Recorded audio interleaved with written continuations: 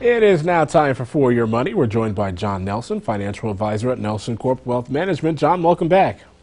Good morning, Roger. Thank you for having me. Absolutely. So we're getting pretty close to a year out from the stock market bottom back in 2020. So with such a historic rally, we're starting to see that term bubble come up more frequently. Do you think that conditions today are similar to other historical market tops? Yeah, we've certainly heard a lot of that. It's been in a lot of news cycles where people are concerned about a bubble, just seeing how quickly things have come back after the sell-off in early 2020. We see a number of different dynamics there that is somewhat different than previous times in history. This is being compared a lot to the late 90s, early 2000s with the dot-com bubble, just given how far the technology sector has run. But a lot of other attention is being given to the number of IPOs or companies that came online last year that were not showing a profit. And that's drawn a lot of concern from a lot of investors, both institutional and individual investors. But the dynamics are different from the standpoint of the tremendous amount of top-line revenue that we're seeing from some of those tech companies, and the valuations that are typical with some companies don't necessarily apply quite as well as they do in others.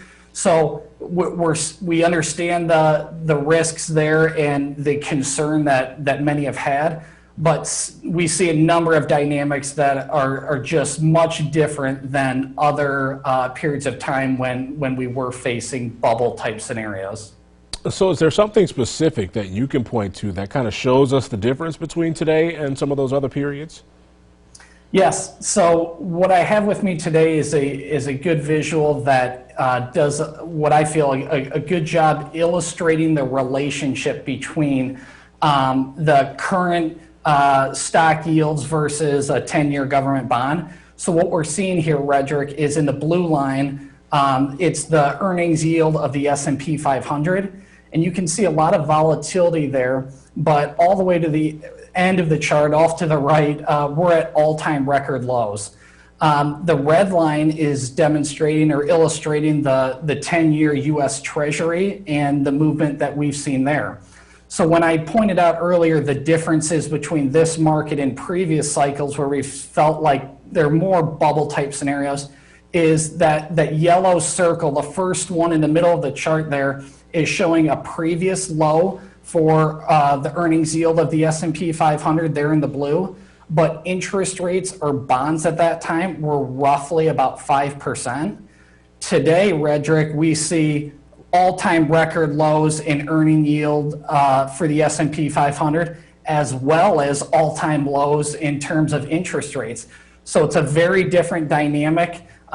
Some would argue that with these lower interest rates, that's certainly been a tailwind for the equity markets, because so many investors, again, both individual and institutional investors, have kind of had the mindset that there's nowhere else to go in terms of getting what is a reasonable rate of return. So these lower interest rate environments where we're at today is very different than what we've seen in the past, even though there are some concerning points with just how quickly the market has run.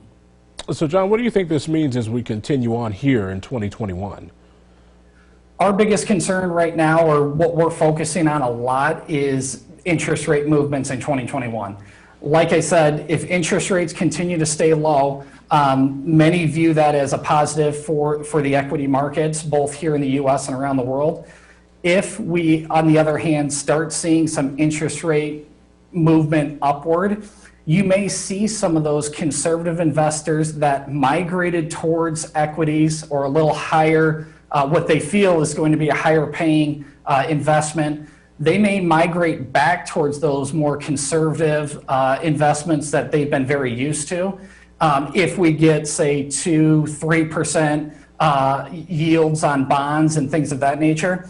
But if we don't see that and those investors continue to stay where they're at, many of them have gone to equities, and we continue to see more flows into equities because that mindset is there's no other option, that could be a tailwind for the equity markets in 2021. We appreciate the info and insight as always, John Nelson. Thanks for being with us. Of course. Thank you, Roger. And if you missed any part of our discussion, we'll make it available to you at ourquadcities.com.